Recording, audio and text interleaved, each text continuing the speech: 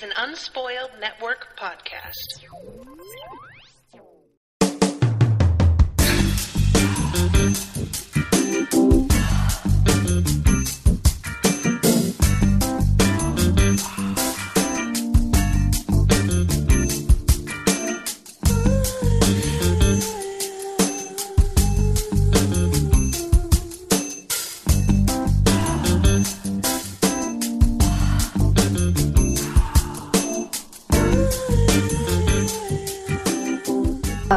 I am Natasha, the creator of Unspoiled Podcast Network, and I am Money, her lackey and unpaid slave. Get up on that mic, yeah? What are you doing? Sorry. I am Money, her unpaid slave. This is true. Yes, I do all of her IT work, but we are hosts on the Unspoiled Network, which is an excellent podcast network where we what do we do there? The gimmick is that we watch TV shows or read books where one of the hosts has read it or seen it and the other has not, and guide them through experiencing a really popular show or book for the first time. So if you ever wanted to force someone who's never read Harry Potter or seen Game of Thrones to sit down and do it, listen to our podcast, because that's exactly what we do, and it's very painful.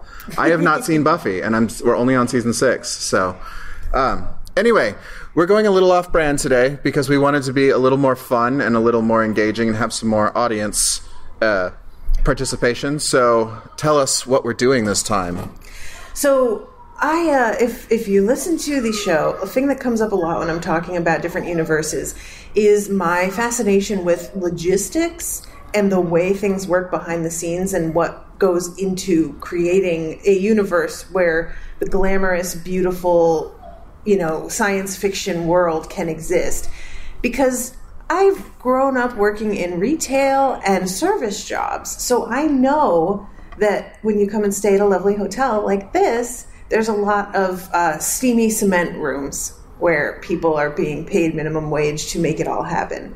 And recently in the news, there was, did you see this, that there's a lot of poop on Mars? There's poop on Mars? Not Mars, on the moon? Sorry, I was reading The Martian recently. But neither of those sound likely to me, but continue. Yes, when we had the moon landing, we had to leave poop and urine behind, and we took the exact same weight in moon rocks home with us as we left in waste, in order to make up the difference in the weight of the ship. So did they bring one of those scales that drug dealers use for weed? Probably. Yeah, I think that's exactly. I think NASA functions much like a drug dealer. Okay. Yes, that's accurate. So you learn something new every day. There's poo on the moon. So yeah, when I discovered this and how undignified that is, despite the glorious history of the moon landing, it made me really think on all of the other books and shows that we have watched and read that have moments in them where you go, yeah, wait, but who does that job, though?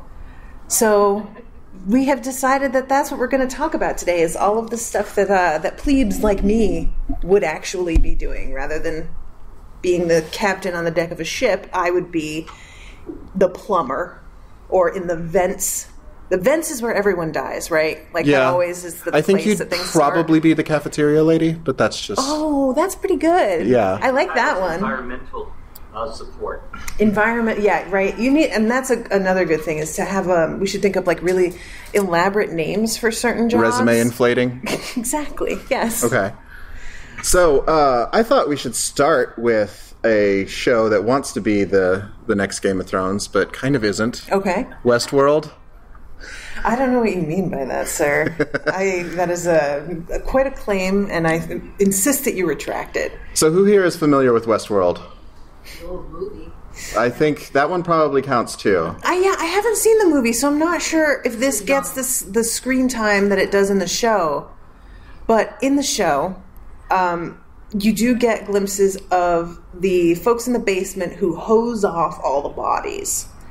And that's bad enough, right? But imagine working in the pipes in the system where all of the blood and guts just gets washed down, never to be seen again until it is. And I always I'm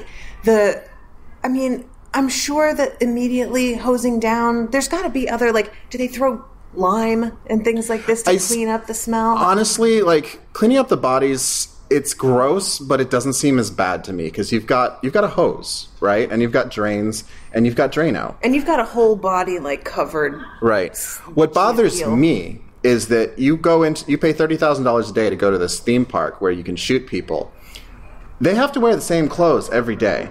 So someone's got to undress that poor robot, and they've got to take the laundry down and scrub the blood stains out, and they've got to find a new identical one that doesn't have bullet holes in it. Do you think they repair them? I'm going to guess that they have, like, a storage room with 100 like that's a production line that's just making the costumes, right? So you just toss them, or if they can be salvaged, then they go in the pile.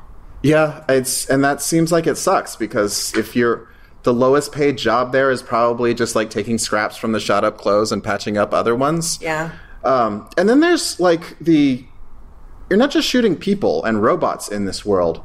You're also shooting up bars and windows and furniture. And there's scenes where, like, sometimes they hide weapons behind the bar, and that's like part of the game where you can discover these little caches. Some poor sap has got to go in there and pull out the boards and find some new ones that look just as old, but also like conceal that thing and nail that thing back in. It seems like a damn nightmare. Yeah. Yeah, somebody's got to be like that. That's actually a good point, is because you got to keep track of all of that, right? Uh-huh. So in the show, there's this huge central control system that looks down on a digital map. Somebody had to plot and put sensors all over the park in order. So let's say that you have to figure out, like, something goes down.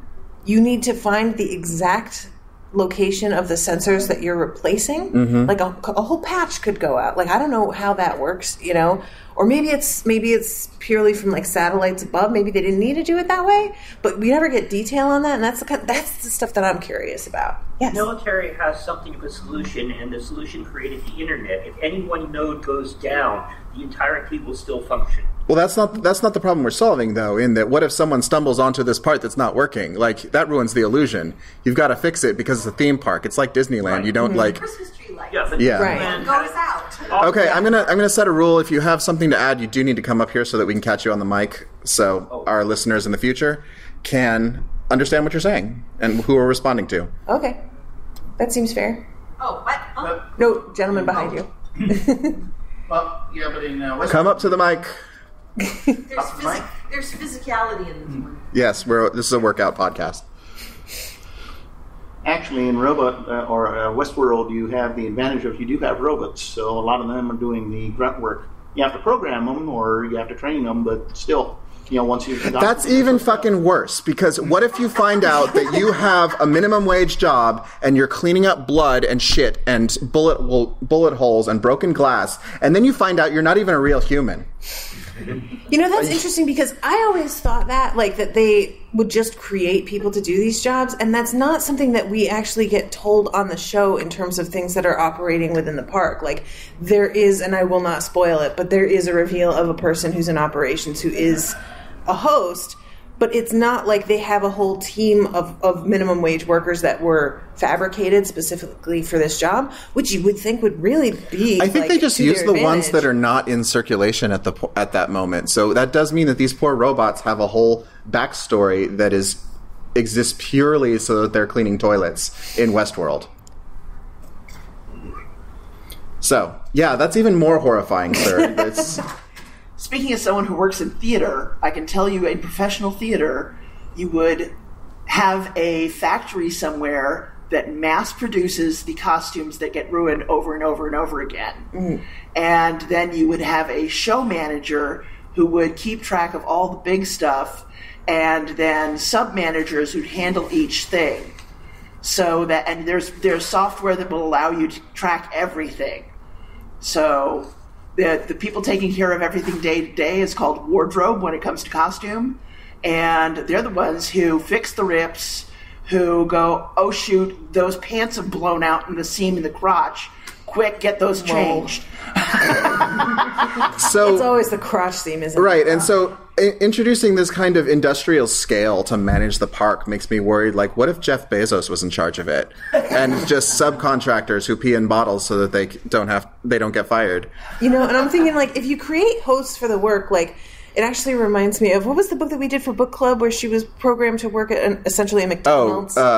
Cloud Atlas. Yeah, so maybe it's not a horrific ordeal for them working in piss and blood because they've been, like, programmed for this to not bother them, and this is just, I actually really like this job, and all of these scents are actually pleasurable to me because of the way that I have been programmed, which, frankly, if I could have, like, signed up to be programmed to like some of the service jobs that I have been in my life, I think I'd do it. I think I would be offended if someone programmed me to enjoy washing cum off the prostitute robots. So I told you this was going to get gross. You knew this coming in. My kind of gross stuff. I mean, and yeah, Westworld, I mean, that's one of the key features is being able to kill people and being able to have sex. So the laundry alone in the brothels, like all of the sheets and everything, that's probably hideous. Right. Because Lord only knows what you're going to encounter from day to day in there. Like, yeah, I'm just going to move right on from that one.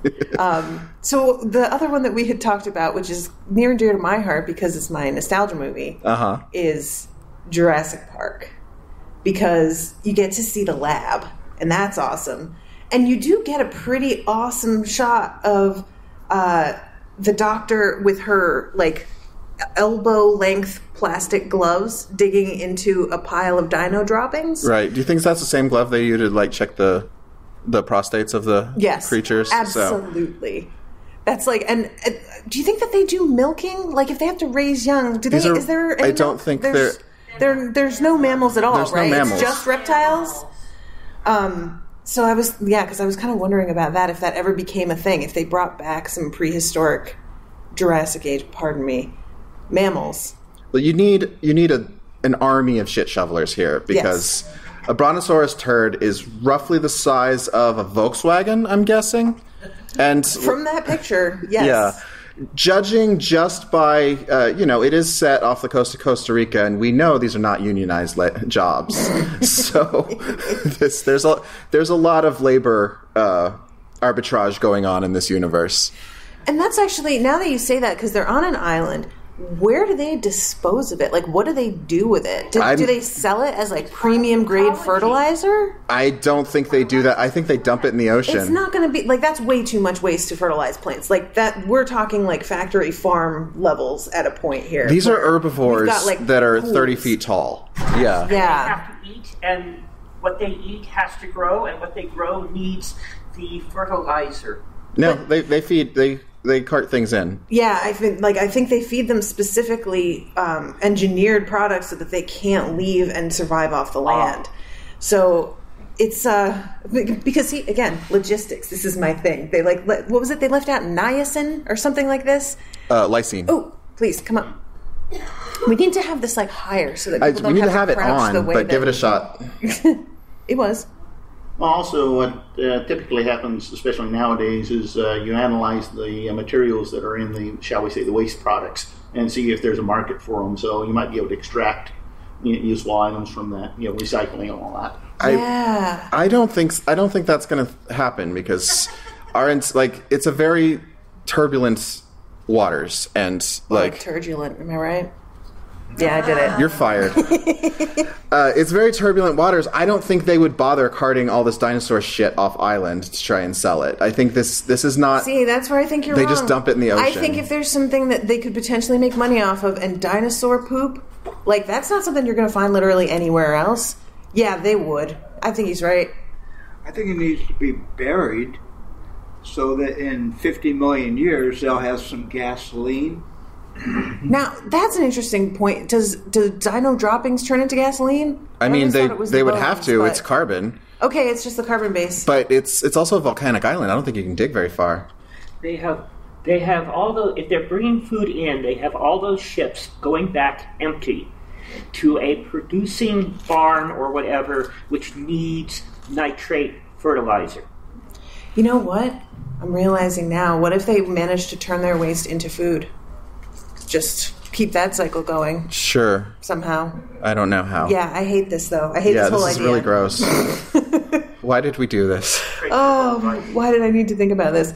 All right, so the one that you brought up. Which one did I bring up? You brought up Dune. I did bring up Dune. And the still because suits. this bothered me when I saw the movie and when I read the book, because they specifically point out that you both pee and poo in your still suit, and it reclaims all of that water. So there is some poor Fremen person whose job it is to take the still suits and go beat them against the rock until all the poo and pee crystals come out. And just have this cloud of dust of human waste, and it's disgusting. Oh my god! I'm sorry. I'm mad at Herbert for this. Like, you couldn't. It's worth it to let them just poo on the floor and lose that water. Herbert specifically makes the point with Paul and Jessica about what a siege smells like inside, and he strongly implies that you get used to it. And so I'm guessing that cleaning the still suit isn't really much worse than the smell of all those people in a sealed environment living indefinitely. I mean, I don't think any amount of people, they will never smell any better if they're all pooping. So I'm just it's one thing to get used to a smell, but it's another thing to have the actual desiccated fragments circulating in the air. They'd have to wear a gas mask or something, right? That's not healthy. But it kind of goes, yeah.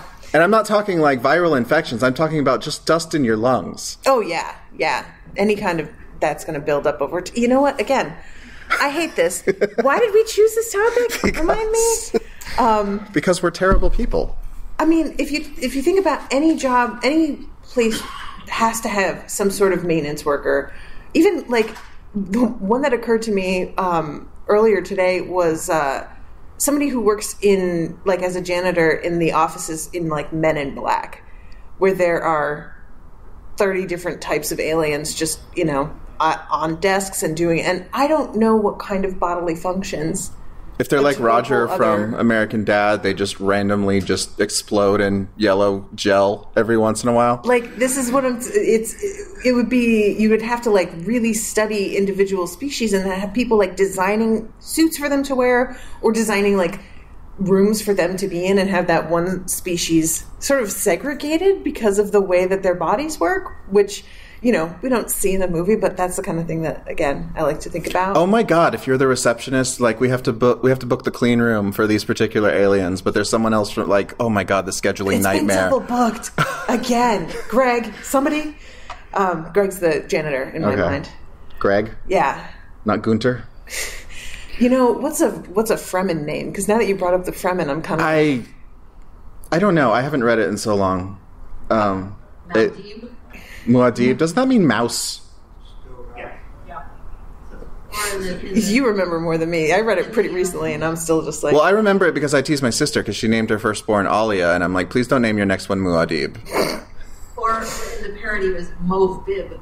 Mauve Bib. Mauve Bib. What does that mean? There was a parody done. Oh, okay. By Mad Magazine.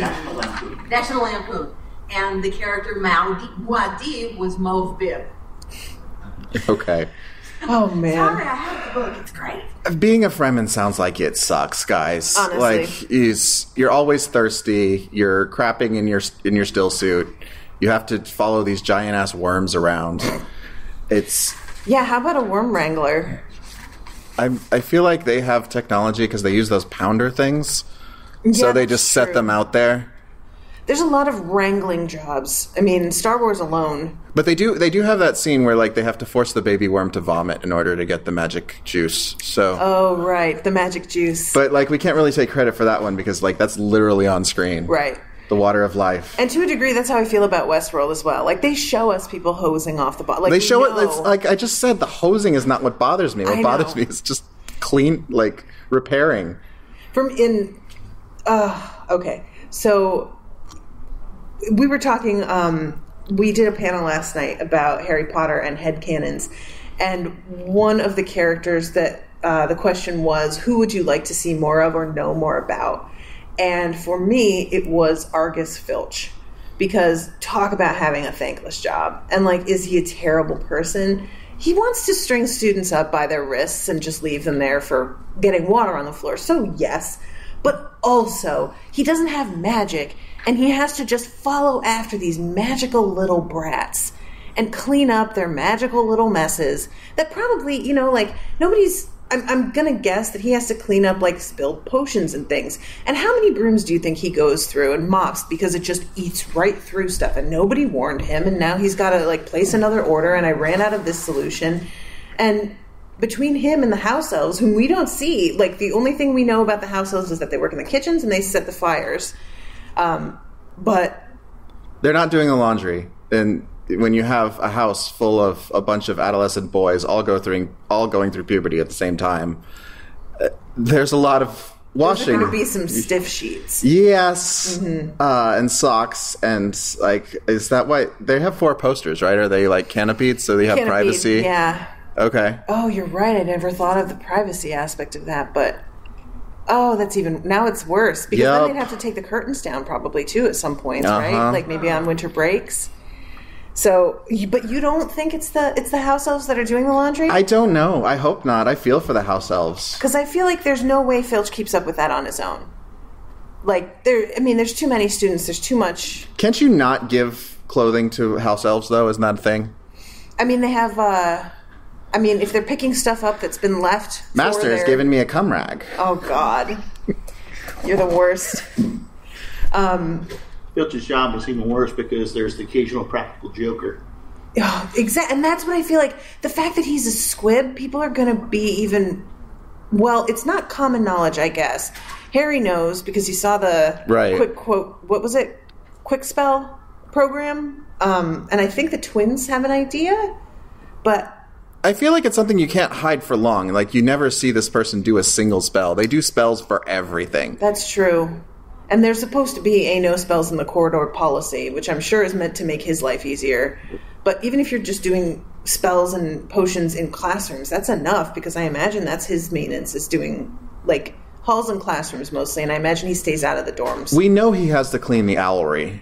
And owls are disgusting. Yeah, that's true. Because owl pellets, we all had to dissect them in high school, and that's foul. I didn't get it, foul.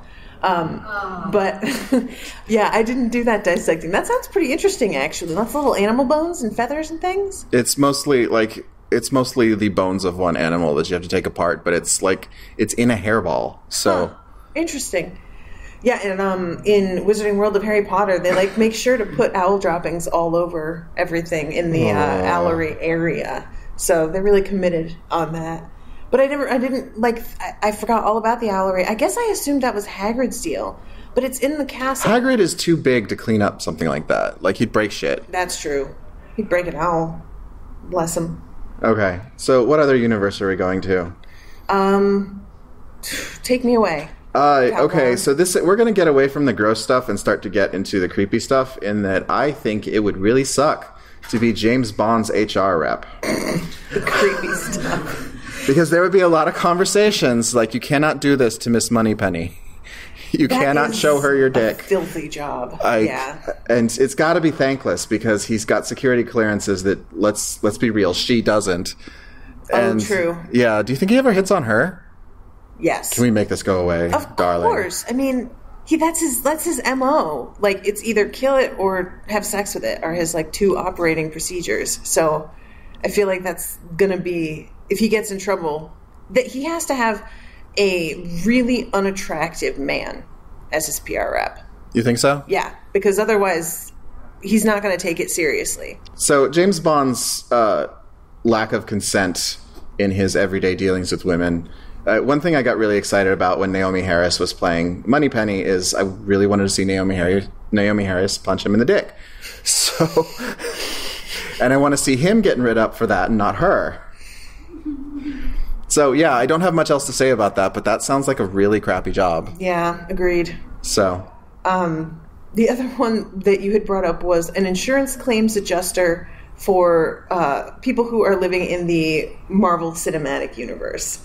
Because they probably, now that, specials and soups and whatnot are just part of the world, you've got to have adjustments specifically surrounding that in insurance policies now. So let's just take the Avengers, and every one of those weird alien dudes who fell on a car or someone's dog or something, and they're out there taking pictures and doing your normal flow from Progressive in their little cars just to sort of get the lay of the land. You have to do that for every single incident.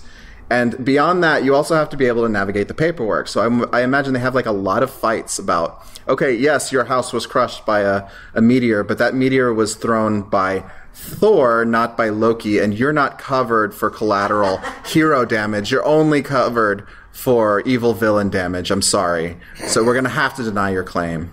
I would love to see that chart, because they have to categorize the villains and heroes in order to decide, and that's got to shift, right? I mean, yeah. If you're blaming Loki for everything, isn't that an act of God? Oh, shit. Act of God. What about Thor, too? But he's adopted.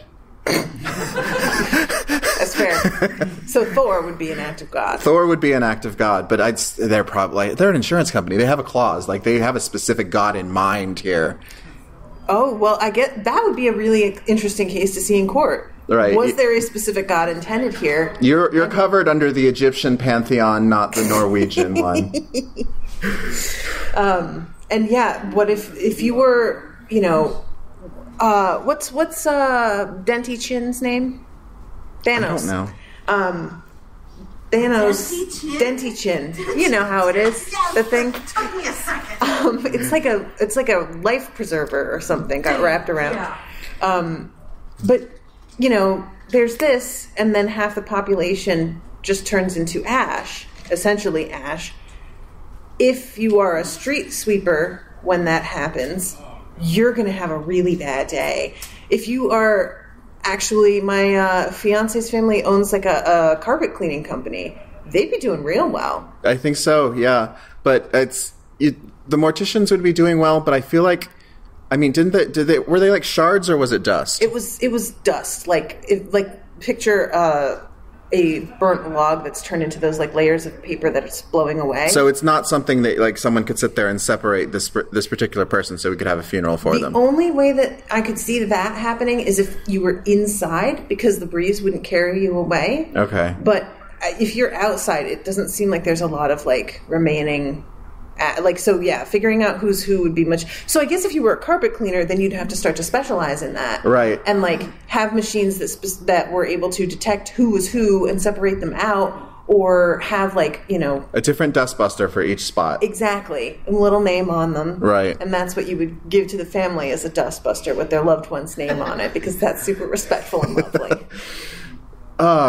Yeah. So. Well, a couple of things. At some of the comic book conventions, some of the actual lawyers have been covering some of those topics. So, like, for example, in Winter Soldier, when the government has those three big ships from S.H.I.E.L.D., that crashes, that's all billed to the government. So your tax dollars at work. But don't we have a serious logistical problem in the fact that there are now 50% as many people as there were? That's a massive labor shortage to take care of this problem. Yeah. I'll remember. Could be worse. Could have gone on gender basis. So. Yeah, sure. I haven't seen it, so I'm going off what spoilers I've had. Many from me. Yes, from you. It's all right. Sorry. Hello. Sorry about that. Not intended as a tangent, but also if on YouTube, they sometimes have the actual scientists kind of go what would really happen if the phasers were used, because of course, in the movies and TV, it's all nice and clean. But as it turns out, if you actually even if you have the weapon, you don't have a total disintegration. You get a lot of explosions because the heat capacity of water, which is what most of our bodies are made out of, is not as instantaneous as one might believe looking at movies. Well, it's the aftermath of interspace hand-to-hand combat, or small arms fire, I guess. But we brought this up with Aliens, in that Alien, the franchise Alien with the xenomorphs. When those things explode, they spill acid everywhere, right? So there's a lot of parts that need replacing, and they don't leave a clean body behind either. They kind of tear it apart. So I'm imagining in the aftermath of like when they're looking over one of these things that's been attacked by the alien, they're just like, okay, let's take a catalog of all the parts we need. Please don't touch any of the pipes that are melted because there might be some acid in there. Yeah, that's true, huh? Because it's going to get into the system. So then you might just want to trash that whole ship. Like, that might be a wrap. Well, remember, they gave Ripley a lot of shit for doing that. So these are people who like to penny pinch. They're always trying to save. Man, do you know what? If in the future we're dealing with, like, fucking xenomorphs and shit like this, and they're worried about the price of a ship, I'm going to be so fed up. We need some better, like, the bridge is melting, you know? And now that you say that, like, if we did try and salvage them, if our strongest metals that we're doubtless using to make our spaceships can't stand up to this substance, then we have to create new metals or new protective, like, coatings or something, like, you know, xenomorph Teflon. Even if it's not the company itself, they're just going to sell it to a scrapyard, and you've pushed that problem down to whoever owns the junkyard. And if there's, like, trace residue on that, then that's going to get cycled into, like, recycled metals, which could, like, weaken it. That's really interesting. So, yeah, this is a dangerous, gross job, not to mention just, like, cleaning up all the body parts. Like, oh, yeah. Like, you're taking apart a panel, and it's like, oh, there's that missing finger. Yeah, you know, that's actually, like, there are few sci-fi worlds that wouldn't be, like, just cleaning up after battles and fights and things like that, where you're just finding spare parts in the ductwork, you know. And when he was mentioning the phasers, it made me think of that had occurred to me that while I was watching True Blood. I don't know if any of you have seen that show, and when a vampire is staked, but they don't dissolve into a nice pile of ash like in Buffy. They essentially explode. It's like popping a water balloon. And I had been, and I was like, doesn't that seem more maybe not quite as messy, but yeah, so add True Blood to the list and dealing with anything involving, like, vampire deaths, because it's not only an explosion of blood, but the texture of it changes once they've died. So it's like a stretchy sort of goo that, like, gap. You covered that book for the first book, yeah. So, I only my roommates were watching it, and I walked in, and they were having a conversation, and she says, "My hymen grows back," and I'm like, "I'm out." Yeah, that's right. That was a messed up development in that show. They thought of some things. On the vampire, Mel Brooks had a take on that. In a Mel Brooks movie, basically, gallons of blood. Oh, okay, yeah. I mean, it would be, right? Actual gallons. Yeah. Well, I don't know about that much. Like, a human body has 5-6 quarts, so. Yeah, what, 4 quarts? Well, yeah, I guess you're 4 quarts a gallon, yeah. Well, the rest of it's all gelatinous, not liquid. So, yeah, it's really gross. Yeah, it is. So, she hasn't seen Altered Carbon. I like the show. It's got its flaws. How many of y'all have seen it? Just one? Okay. So, I was driving around LA because at the time I was an Uber driver. And that's kind of what got us onto this, like, what about shitty jobs in the future that don't pay very well? But the advertisements were a picture of Joel Kinnaman's naked man-ass in a giant Ziploc bag that was on a hanger. So I thought, wow, that must be a really shitty job to have to, like, be the archivist in this cold-ass room with a bunch of naked people that are vacuum sealed into this stuff. And you have to look at the labels. You know some of them are mislabeled. Like, you're going to download someone into a body, and they're going to be like, who the hell is this? This is a little girl. I was 45, and I was a plumber. Oh, man, I don't know anything about this show, but hearing this is really compelling. The premise is that everyone has these things in their necks that sort of record all their memories, and when someone dies, you can just stick them into a new body. Nice. So as long as you don't get hit there, now, you're fine. How does the designing of the new body work? Do you have the same body? Oh, they're actual bodies. Oh, they're actual bodies. Like, you can hot swap people. Okay. So there are, it's like only really rich people can afford to, like, clone their bodies and grow them. Right. So okay, gotcha. Yeah, if it was like, I got to design one, that'd be pretty fun. They didn't mention that. I'm sure there is. Like, they had spare parts that you could attach, but I don't know how that technology really works. Interesting. Okay. But yeah, it's just like it opens and these guys, they're in these giant plastic suits that look like surgeon's gear, but also like rubber waders, and they're Butcher just shop type stuff. it just seems like a really gross job. It's like when you go to the cleaners and you give them your ticket, and the woman looks at it and she's like, here's a naked body that I got to shove out of the way. Oh shit, the plastic tore. Now I got to pull that thing back in. Oh God. Yeah. Yeah, actually, that's a really good point. Like the general like storage for places in. Oh man, I'm like when I'm thinking of Jurassic Park. I think that in the second movie they did the same thing as in the second book. Is that right? Because I read the book. I don't remember the movie. Where they have a separate facility where they're creating the dinosaurs that don't work out. the practice pancakes, I call them. Yeah, it's like the farm the little lab that we see that's all lovely and tidy, that we have every egg hatching beautifully. That's a theater essentially of the perfect like moments, and then they have the real like warehouse island. These are the early prototypes where they were like, oh, that one has an arm growing out of its forehead. Mm-hmm. Kill me. Oh God. That's really like I wonder, because that's what I would have liked to see. In the second book, we don't arrive at that island until everything has shut down. Right. And that is the sort of thing that I would be interested in is, again, the logistics. What do you do with the parts? You have a bunch of dinosaurs that didn't work out. What do they get like ground up and put into the feed? Are they? I mean, yeah, I'm assuming you could recycle them for feeding the carnivores, but like they just like, you know, they all left, and so the dinosaurs just sort of did their thing, kept on going, and they weren't complete. Like these were the fuck ups. And I said the practice pancake because when you make the first pancake, you never get a perfect circle, and you flip it too early. So yeah, yeah, it's true. Come on up.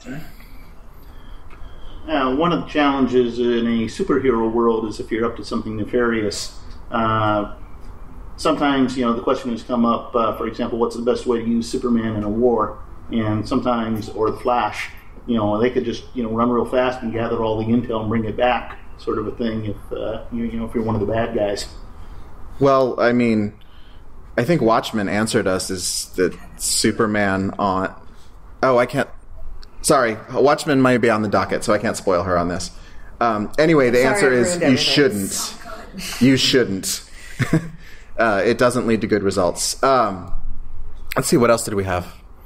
I'm trying to think because I'm kind of like, I got so focused on, because you were talking about, you brought up Altered Carbon in response to Westworld. Mm-hmm. And Westworld, they really go out of their way to show that a lot of the people who get jobs there are people who are uniquely into that in a way that like makes, and so I'm thinking about the, you know, idea of fabricating workers who really like their job. But Westworld, we've seen that that's not even necessary a lot of the time, because people get attracted to doing that because they're necrophiliacs or just kind of abusers or whatever. Yeah. And so if you are not of that mind and you work there, that's a whole other layer of creep that you have to add to the first thing. There's everything that you walk onto the job knowing you're going to have to deal with because you are aware, and then you start to run into those types of folks. So that's way filthier than the actual job. Right. Actually, that HR at Westworld must be a disaster. I don't think it is. I mean, it is. I feel like Disneyland, it'll have a lot of pre-screening questions that put you in the right spot. That's true. So, I mean, they're very good at mapping out personalities. So, using incomplete data. I want to go into Game of Thrones a little bit because most people in the Game of Thrones universe have very crappy lives. And I'm not talking about the lords and ladies. I'm talking about the people who cook and clean and or hold farms. And we brought this up today in that, like, if you work for the Freys, you're cleaning a lot of bodies. Mm-hmm. This is twice now that your day has been just stacking frickin' bodies and mopping blood off the floor. Like, we have the Red Wedding, which was really messy. Yeah. That was a lot of gross stuff. And we saw, like, the next day, there was only one pool of blood left. Do you think they pulled an all-nighter, like cleaning that up so that Walder Frey didn't have to look at the mess he made? I can't help but wonder, like, because if you have that happen the first time, by the second time, you just leave, right? That's fair. Like, you're not cleaning that up again. You've been through this once already. You're a slave, it doesn't matter, you can't leave. I mean, but there's nobody. Their masters are dead. To stop you. There's Yeah. no one. There's no one to stop them because all the Freys are dead. Oh, that's a good point. Who's under the phrase? Dear So- bastard now. Like, they could take over. We could have a whole new. Oh, that's what I would do. Yeah, I would definitely clean up, and then I would take the place. Okay. And all of the servants would wind up, creating their own weird little house. Yeah, I really hope they did, and I really hope they had an efficient way for getting all those dead Freys out. Like, if they're up in the tower, they just chuck them out into the moat. You'd have a real dunk and egg situation, though, where there's no trained soldiers, so then they, face off against an actual army that's like, no, this is definitely ours. There's not a whole lot of army left to bother them. They're all kind of occupied at this point. That's true.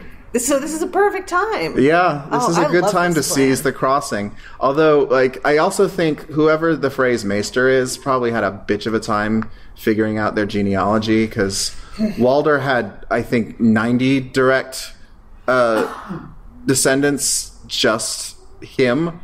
God help his brothers and sisters and all that. Did he really? Yeah. Jesus Christ. Because he was 90 years old, so he had 4 generations and 9 wives between them. Right. So, and then they all had their kids, and then and then their bastards and their grandbastards, and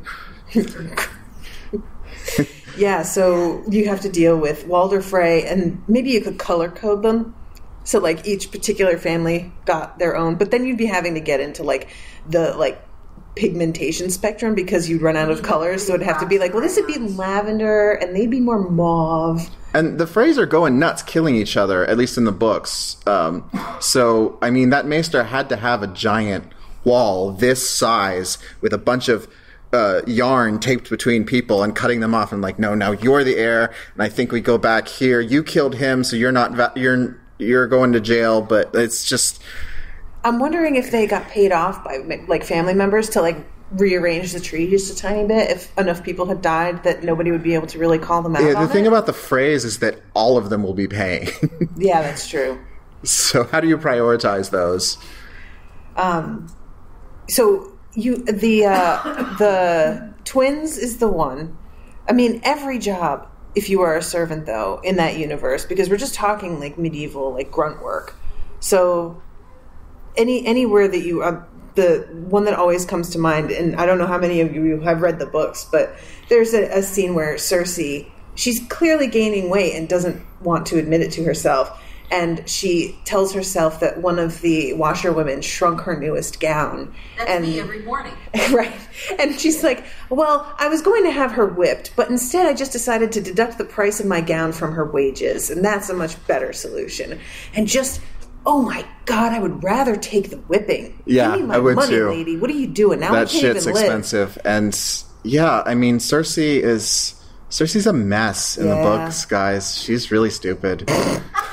Yeah, they've given her a little bit more brains for the show. I mean, it plays better on screen. Somehow, in the books, I hate Cersei and I love Jaime, but it's a reverse in the show. I can see that. So yeah, Cersei's dumb. He's kind of lost his teeth and his hand. She just gave me a look that will kill flowers for those of you who are listening later. Okay, so that's a lot of our material. We have about 15 minutes left. I want to hear what other fictional universes have really crappy minimum wage jobs. Come on up. Tell us what that would look like. So I don't know if you got to come to the mic before you start talking so we can hear you. I don't know if this might not be the right crowd, but I'm wondering if either of you has ever watched the anime Full Metal Alchemist. No. I haven't. That's on the docket, though. Okay. Yeah. I'm wondering who the hell cleans up after all the fights people get into in cities? Because they aren't just destroying things; they're using the materials in the city to fight. So how do you break that down and rearrange it? Interesting. Yeah, I don't know a lot about that. Together. But if they're I would imagine that is this something that has existed for a while, or is this a new phenomenon? I don't think it's It's been for a while, but it's been like about 100 years. Okay. I would think at some point your architecture would get a lot more IKEA-y, where you just have swappable parts. Actually, they did show you how they took care of that. What happened is the people who make the mess, you clean the mess. Seriously, they had Alphonse and Eric actually cleaning their own mess, and the mess made by the terrorists that they were fighting. Did you watch The Office? Yeah. Yes. So remember when Dwight throws the milkshake and Daryl makes him go back in and clean it up? That's what it reminds me of. That would actually, I can't lie, I would really like to see the Avengers just sweeping the streets and stuff. Because they just get to hire people and back off. I'm sure Tony's out there occasionally with cameras to catch it when he does it, but I feel like putting in a real day's work on cleaning up after everything would instill a sort of understanding of what has happened here and make them a little bit more cautious later, which would be super fun because you would see them like starting a fight somewhere and then looking around and realizing they're in an entirely glass building and being like, you know what, can we just like across, there's a park and just sort of, you know? They did that once in one of the free comic book day editions. There was this one where they were about to fight in ruins, and then everybody said, wait, no, that's wrong. These are ruins of some ancient culture. We shouldn't destroy them in some fight. Oh, yeah, that is totally wrong. We should take this fight outside. Yeah. And everyone agreed to it. The supervillain agreed. It was funny. So, I'm just going to repeat what he said. Forgive me, because in case the mic didn't pick it up, but that there was in a free comic book day issue a set of ruins that the heroes were about to get, or hero and villain, I assume, were about to fight in, and they decided to relocate their fight so as not to damage valuable ancient ruins, which is just consideration. I know. That's the kind of roommate you want to have. Oh God, can you imagine rooming with one of these guys? They would be a disaster. And if you're, if it's I like think Peter Thor Parker, would be a disaster. Oh yeah, probably. Because gods have no concept of consequences. And also they're all like, their strength is on another level. Right. So I would assume that stuff in Asgard is made of like sterner stuff. But if they are leaning against an IKEA countertop or something, that just might... I'm just thinking of him closing the dishwasher too hard and the entire door just... Exactly. Yeah. Oh, and yeah, living with that guy. Again? For real? I just went grocery shopping. It's all going to go bad. Okay, The Walking Dead. Oh, boy. Body removal of billions of people. Yeah. Like, if we're talking before everything goes to hell and everybody stopped caring about the bodies. I'd be a good scavenger. Yeah. I mean, that's what would be my job. Well, you got to make sure it's nice and dry before you steal it. So, ew.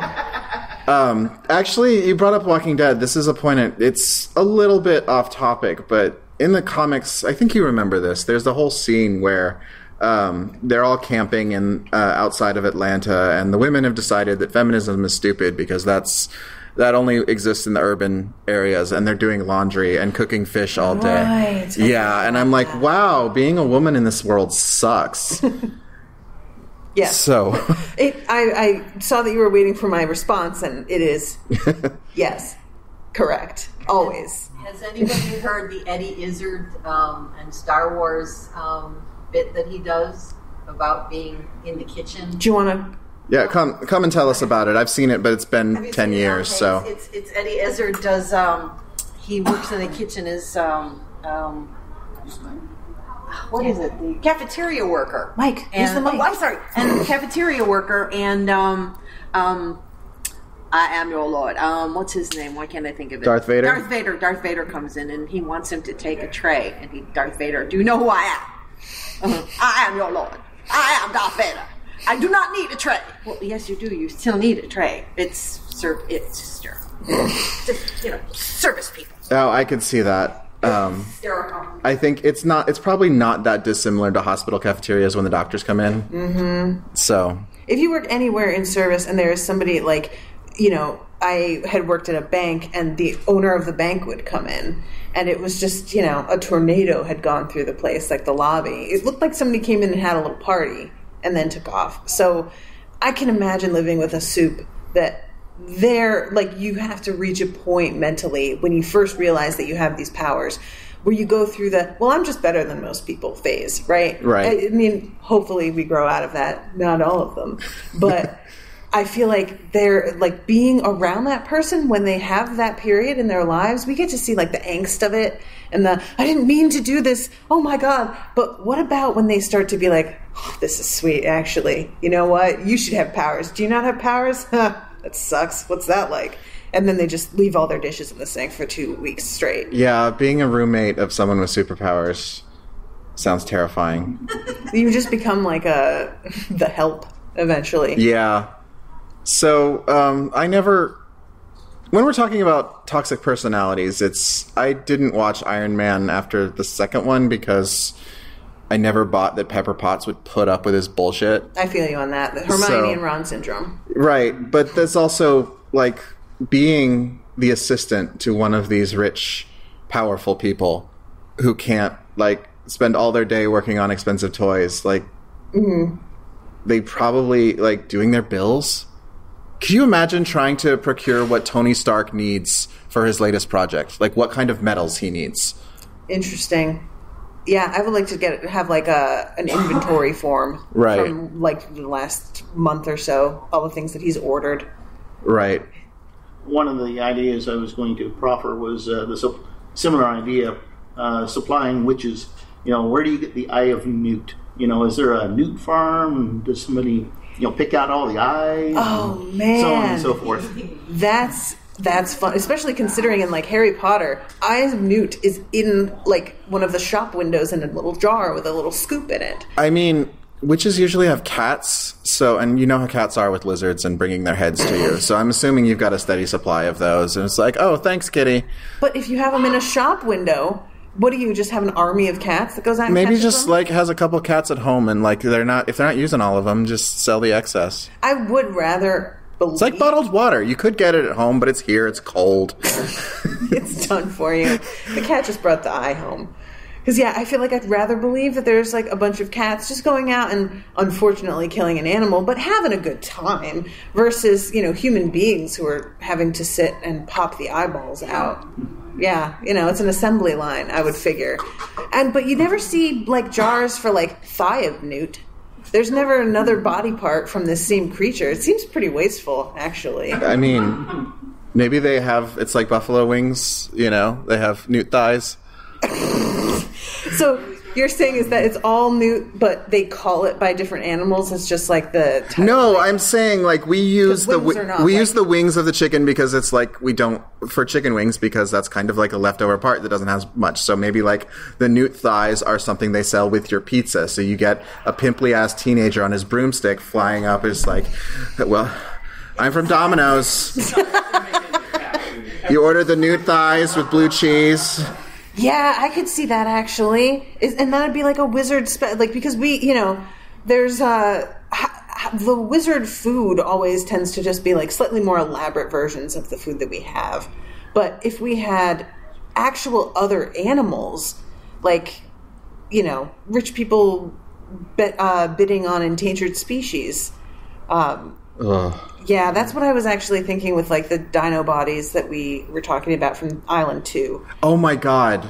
That would really bring in a lot of like revenue selling Triceratops steak. Yeah, that would be a delicacy that like how many people could afford that on the face of Earth? Like 10 people?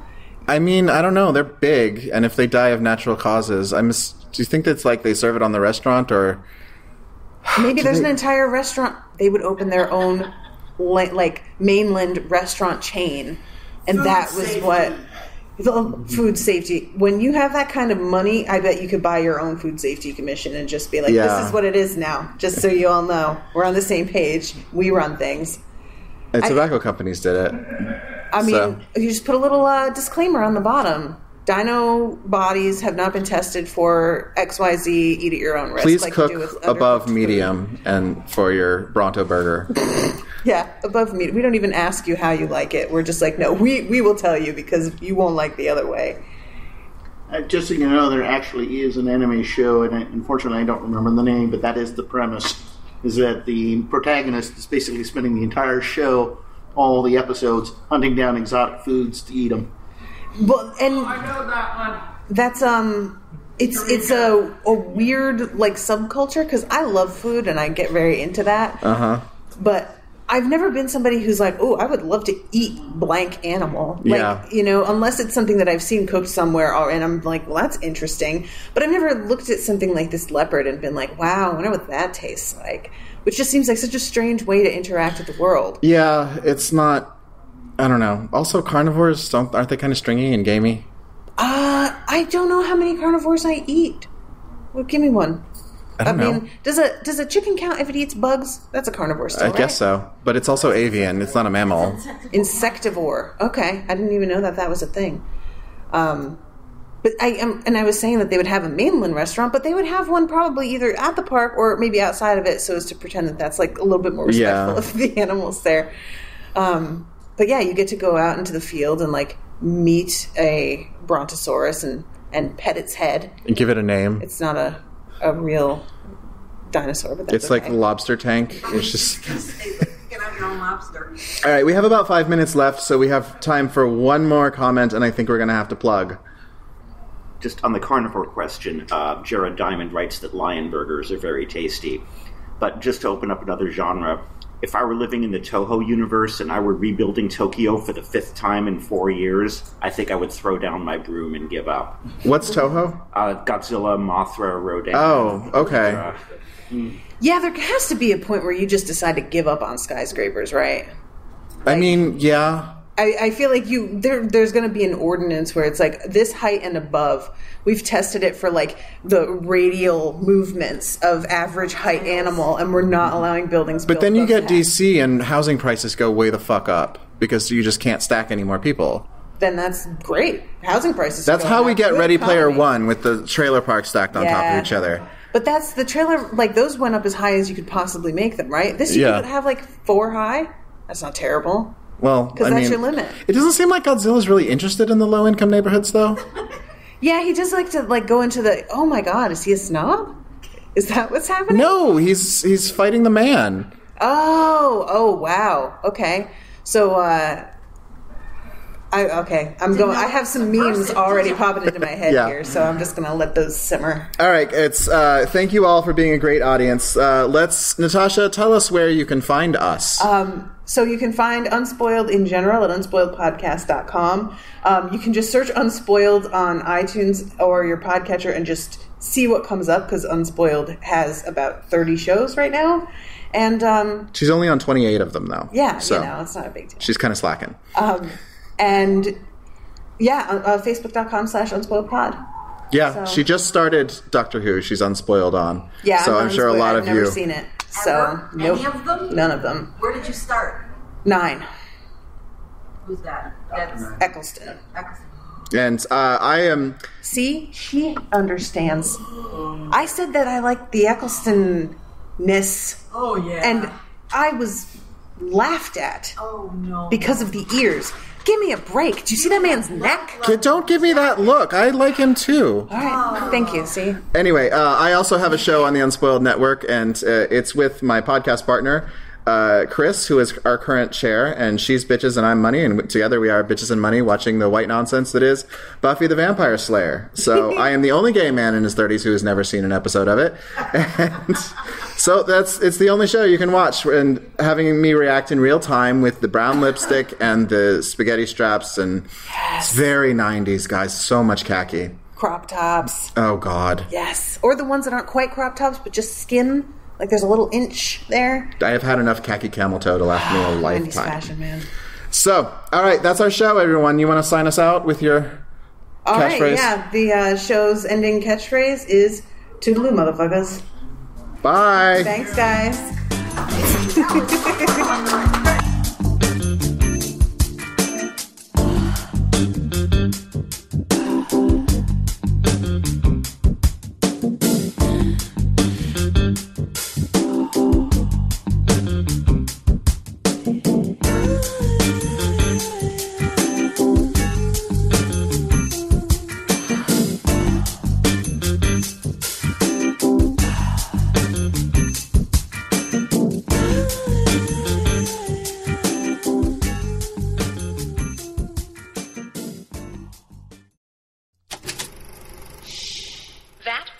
Unspoiled Network podcast.